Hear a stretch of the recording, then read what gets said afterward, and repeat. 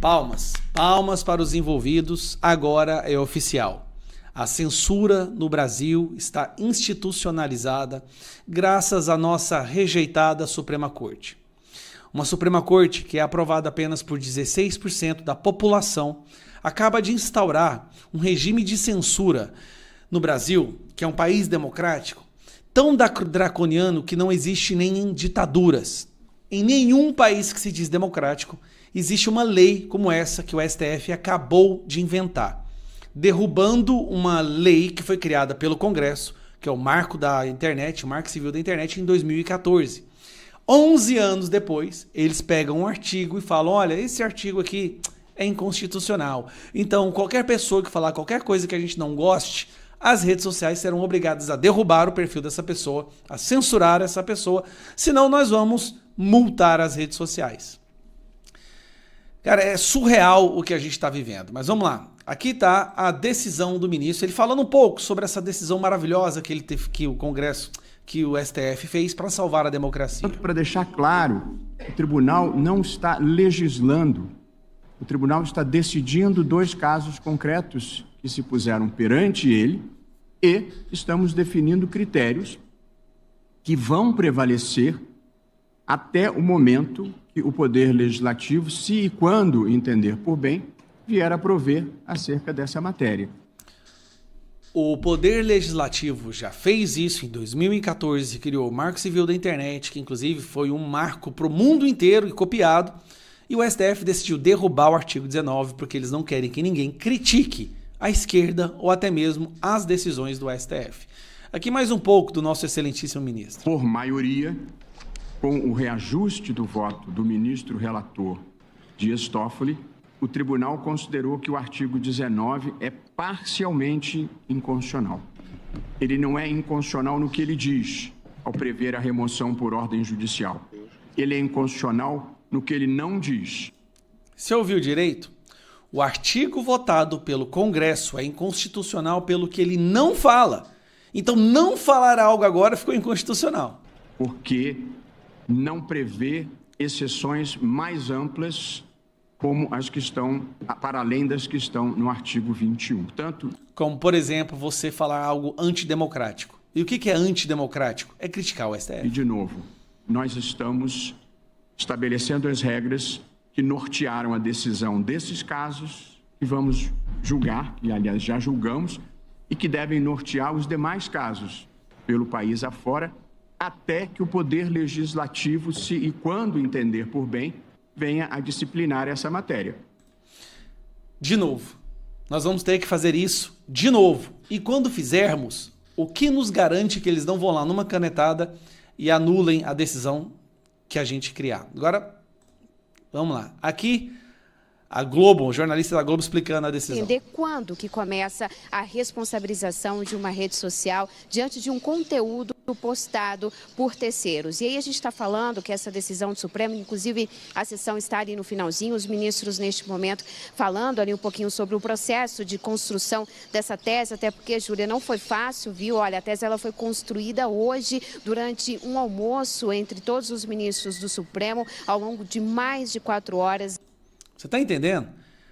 Em um almoço dos ministros do Supremo, eles decidiram como que o Brasil vai ser censurado e como que vai se acabar com a praça pública do debate político, que é as redes sociais. Eles discutindo de que forma iriam se posicionar e chegaram a essa posição majoritária. Então, os ministros entendendo que era, sim, uma questão complexa. Mas vamos lá, como é que, então, vai ficar na prática? Primeiro que, sim, há a possibilidade da rede social, e não só a rede social, mas também outras plataformas digitais serem responsabilizadas civilmente por conta desses conteúdos. Ali, por meio dessa decisão de que conteúdos, né, tem que ter um certo monitoramento das redes sociais, por exemplo, com discurso de ódio. O que é discurso de ódio? Tá, essa é a grande questão. Tá? Você imagina, se você defende a Bíblia, se você pede por transparência nas eleições, se você critica decisões do STF, tudo isso é discurso de ódio, tá? Discursos ali, né, contra o Estado Democrático de Direito, e esse conteúdo pode ser removido até mesmo sem a notificação de ninguém, a plataforma assumindo ali, de certa forma, um monitoramento. E se a plataforma não derrubar tudo que possa vir a ser considerado discurso de ódio, a plataforma será culpada, ela será multada. Você está entendendo como é que funciona? A respeito disso, então essa é uma primeira responsabilização, né? Um outro ponto que também foi colocado pelo Supremo é de que a partir de uma notificação extrajudicial, ou seja, da própria pessoa que usa esse serviço, colocando ali algum conteúdo ofensivo ou mesmo alguma denúncia muito grave, algum conteúdo falso, por exemplo, aí a plataforma pode analisar e decidir se retira ou não esse conteúdo e se caso essa mensagem, por exemplo, ela for ali alvo de um processo judicial e se constatar na justiça de que sim, era um conteúdo falso e que a plataforma não agiu, também há a possibilidade dessa responsabilidade civil. Agora, como é que vai valer o 19? Vai valer para casos, por exemplo, e essa já era uma discussão interna entre os ministros, quando a gente fala de crimes contra a honra. Nesse caso, os ministros estão entendendo que sim, tem que ter uma decisão judicial, ou seja, a pessoa tem que recorrer ao judiciário para extração, mas é claro, eles deixaram claro que se a plataforma analisar ali, a partir até mesmo de uma notificação, de que mesmo envolvendo crimes de honra e que se trata, esse conteúdo pode ser retirado. Então, essa foi uma tese que foi construída entre os ministros. A gente tem algumas exceções, por exemplo, a legislação eleitoral, ou mesmo aquelas, né? Bom, pessoal, é isso, tá? Dê adeus à liberdade de expressão. É uma questão de dias agora, as redes sociais serão obrigadas a deletar todo e qualquer discurso que possa vir a ser considerado polêmico, antidemocrático, discurso de ódio, fake news. Só que é aquilo que eu falo. O que é fake news? É a verdade que eles não gostam. O que é discurso de ódio? É quando você critica suas decisões ou suas visões políticas. Se você ler um trecho da Bíblia, você pode ser derrubado das redes sociais agora. E nenhum país democrático do mundo existe algo sequer parecido com isso. Mas graças aos nossos ministros do STF, os nossos magnânimos, iluminados ministros do STF, agora essa é a nossa situação. E o voto que mais chamou atenção, não, a parte que mais chamou atenção é o Dias Toffoli falando sobre o voto dele, chorando emocionado.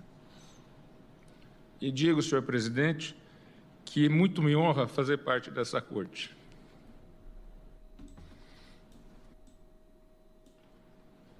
Tá emocionado, gente. É muita emoção censurar 217 milhões de pessoas.